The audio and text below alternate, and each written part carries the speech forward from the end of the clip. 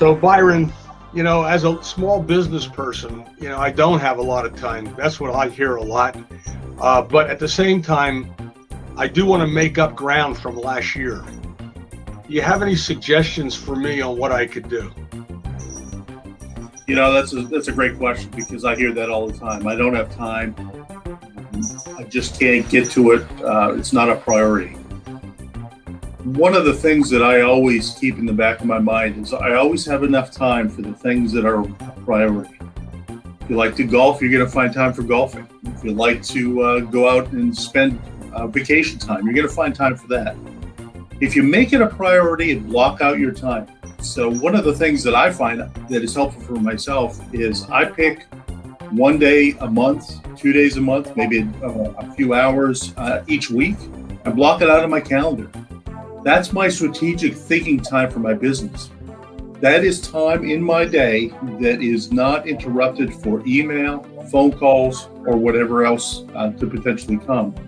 Yes, there's always priority, other emergencies that come up, but by blocking out that time, I can really take the time in nuggets to work for my business. And we all need to take that time. We spend so much time being in our business. We need to take a step back and think about our business.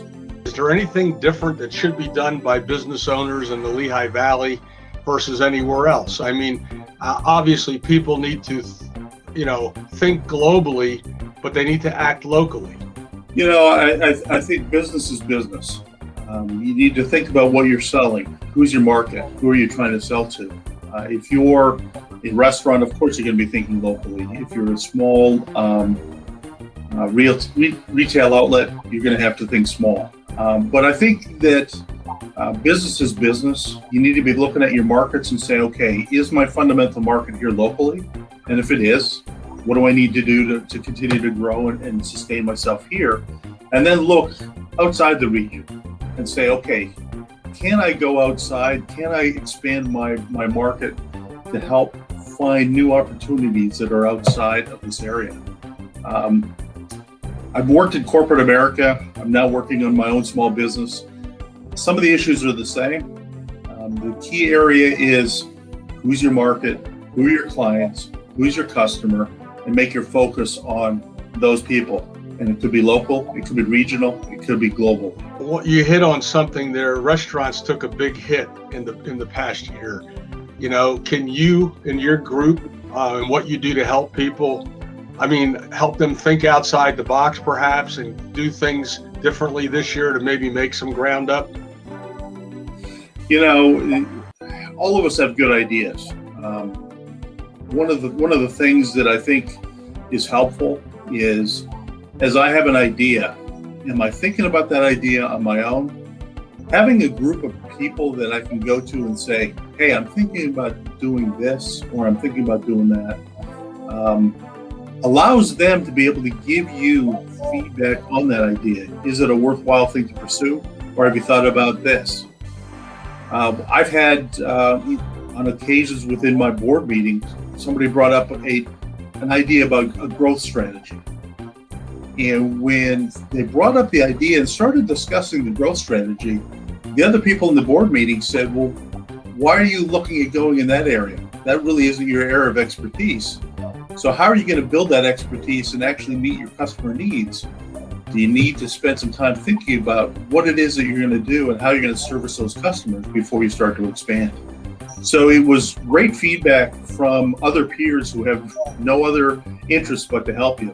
And that's, I think, the power of being with other business leaders and business owners.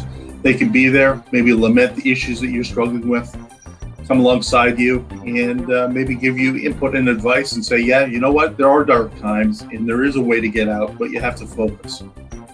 That's really good.